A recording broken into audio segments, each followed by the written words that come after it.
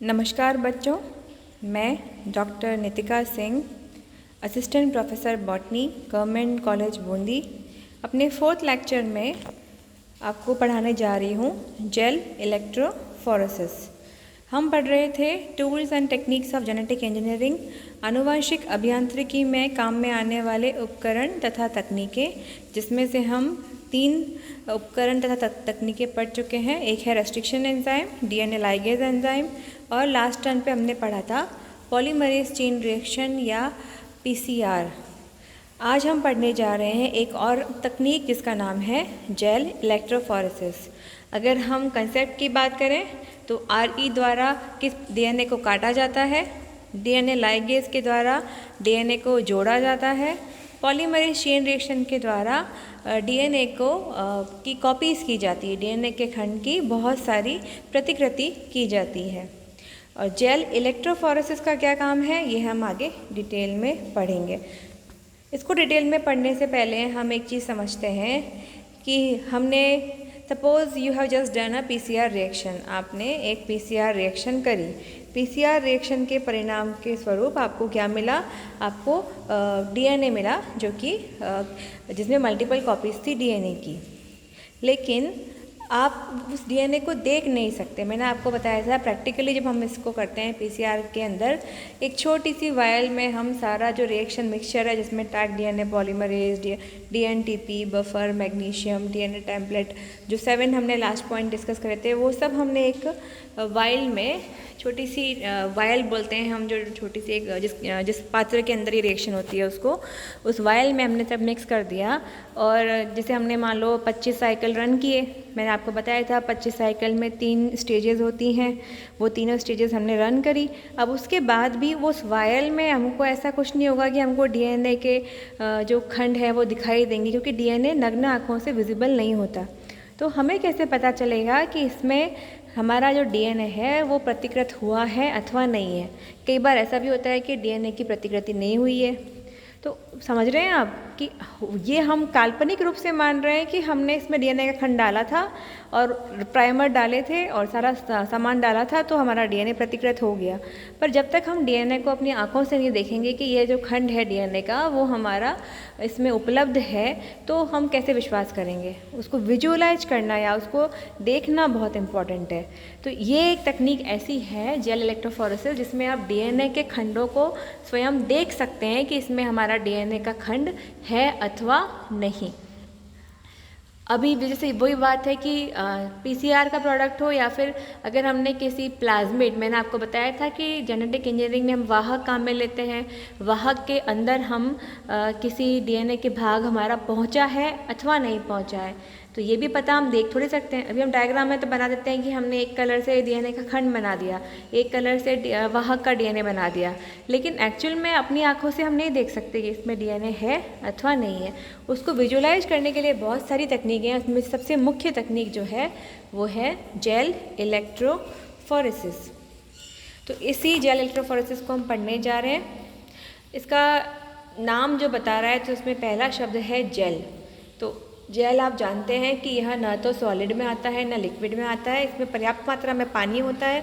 Jail, jelly, ये शब्द आप इन सबसे परिचित हैं। तो वही जेल है ये, जिसके अंदर छिद्र होते हैं या मैट्रिक्स होते हैं, जिसमें से कोई चीज़ हम छान भी सकते हैं जेल के थ्रू।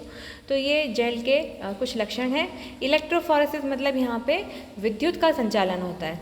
तो यहाँ पे आप समझ रहे हैं कि जेल के अंदर विद्युत का संचालन हो रहा है, तो यह है जेल इलेक्ट्रोफोरेसिस। तो इससे क्या होता है वो हम पढ़ते हैं। So gel electrophoresis is a laboratory method used to separate mixture of DNA, RNA और प्रोटीन्स।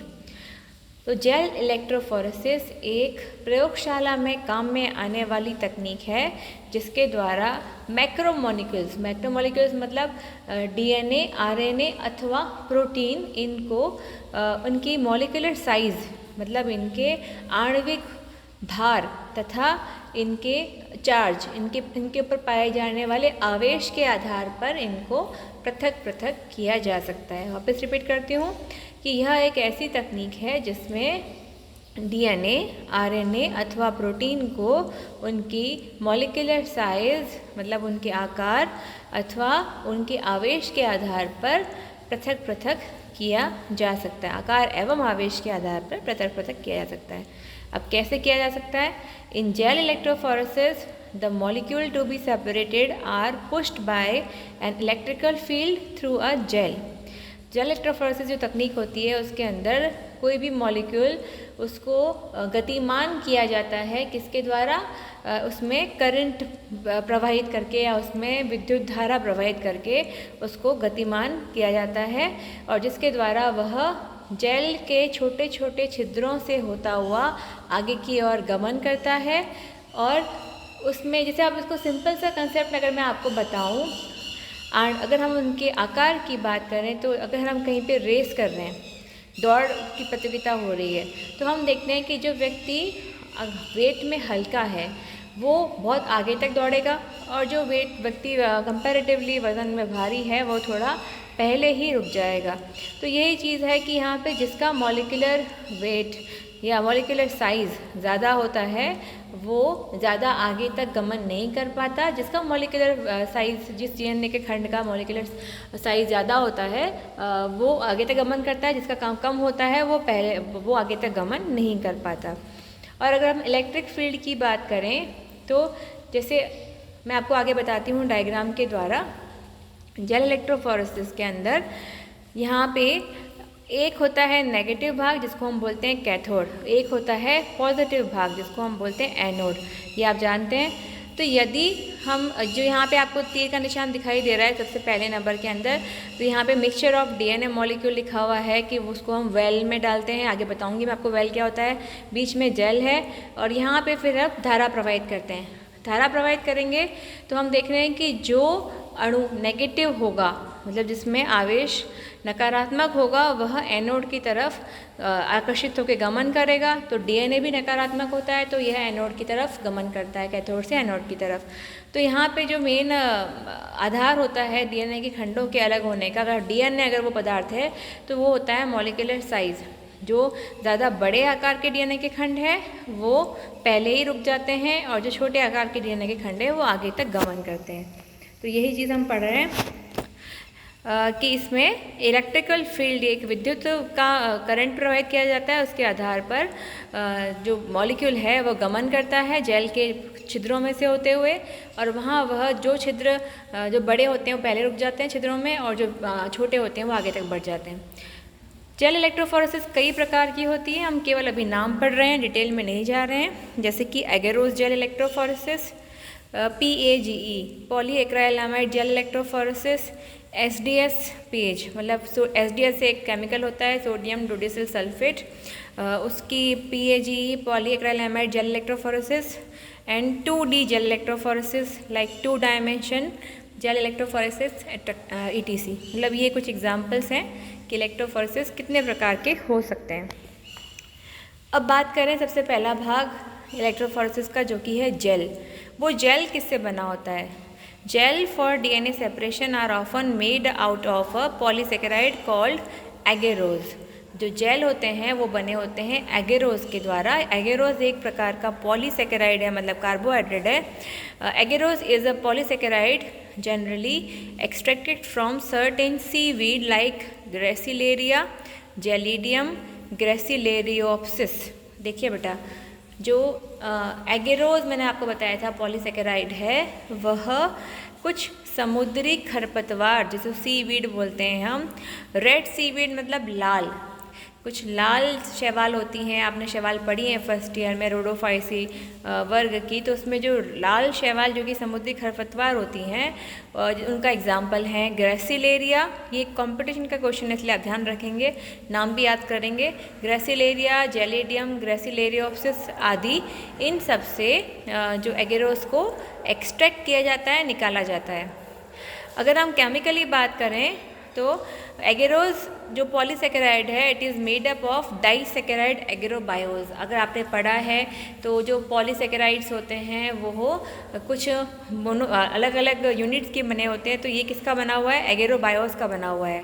और अगर अपन एगेरोबायोज की बात करें तो एगेरोबायोज स्वयं एक डाइसेकेराइड है जो कि डी गैलेक्टोज तथा 3,6 हाइड्रो एल गैलेक्टोपायरानोज से मिलकर बना होता है। डाइसेकेराइड मतलब इसमें दो मोनोसेकेराइड्स होंगे। कौन कौन से दो मोनोसेकेराइड्स है? पहला है डी गैलेक्टोज और दूसरा है 3,6 हाइड्रो एल गैलेक्टोपायरानोज। तो इस प्रकार से ये हो गई एगेरोज की रासायनिक संरचना कैसी होती है। अब जेल बनने के बाद में जेल के अंदर कुछ वेल्स बनाए जाते हैं। वेल्स अगर हम बोलें तो हिंदी में बोलेंगे कुएँ। कुएँ मतलब कुछ खांचे होती हैं, कुछ ग्रूव्स होती हैं जिसके अंदर आप आपका सैंपल लोड कर सकते हैं। क्योंकि अगर उसमें कुछ स्थान नहीं हुआ कहाँ पे आप डीएनए को डालेंगे तो वो तो जेल के ऊपर फैल जाएगा, तो वहाँ पे उसको एक प्रॉपर प्लेस नहीं मिलेगा रन करने के लिए।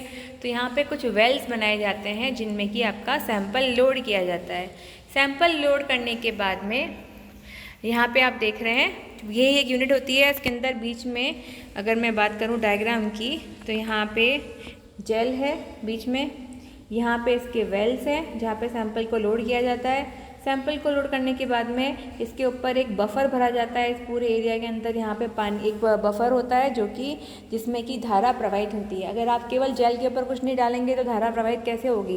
इलेक्ट्रिकल कनेक्शन एनोड और कैथोड के बीच में धारा का प्रवहन कैसे होगा? तो यहाँ पे हमने एक बफर भरते हैं जिसको हम कोई भी बफर काम में ले सकते हैं इसके अंदर। साथ में हमने धारा प्रवाहित की जो कि कैथोड से एनोड की तरफ रन कर रही है, और जैसे जैसे धारा चल रही है वैसे वैसे यहाँ से डीएनए के खंड भी यहाँ की तरफ आगे की तरफ बढ़ते हैं। इस तरीके से आगे की तरफ बढ़ने के साथ साथ ही जो खंड साइज़ में बड़े होते हैं वो यहीं जल्दी ही बैंड्स बना लेते हैं, आप देख रहे हैं यहाँ पर ही, और जो खंड साइज़ में छोटे हैं वे आगे तक बढ़ जाते हैं। इस प्रकार से आप अलग अलग सैंपल में देख सकते हैं कि मॉलिक्यूलर उनकी साइज़ के आधार पे वे खंड अलग अलग हो गए, तो आप पहचान सकते हैं कि आपका खंड इस सैंपल में है या नहीं, इसको आप आइडेंटिफाई करते हैं।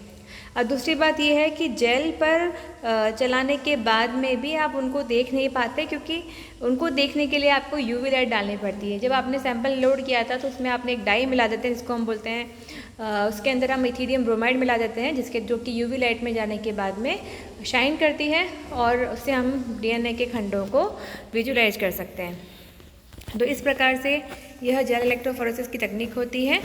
रन की बात करें, बता चुकी हूँ आपको, DNA fragments are negatively charge. जो डीएनए के खंड होते हैं वे नेगेटिवली चार्ज होते हैं, तो ये पॉजिटिव इलेक्ट्रॉन मतलब एनोड की तरफ गमन करते हैं। क्योंकि सभी इसमें अब चार्ज सारे डीएनए पे समान ही है, सारे के सारे सैंपल डीएनए के ही हैं, तो यहाँ पे चार्ज के आधार पे सेपरेशन नहीं हो रहा है डीएनए का, क्योंकि चार्ज सब पे सेम है, सब नेगेटिवली चार्ज है।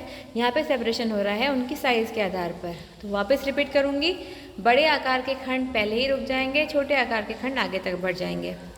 When a gel is stained with a DNA binding dye, मैं बता चुकी हूँ आपको कि यहाँ पे हमको एक डाई या फिर एक रंजक का प्रयोग करना पड़ता है जो कि ताकि हमको जो बैंड्स है डीएनए के वो दिखे। अगर हम डाई का यूज़ नहीं करेंगे तो वो बैंड्स हमें नज़र नहीं आते।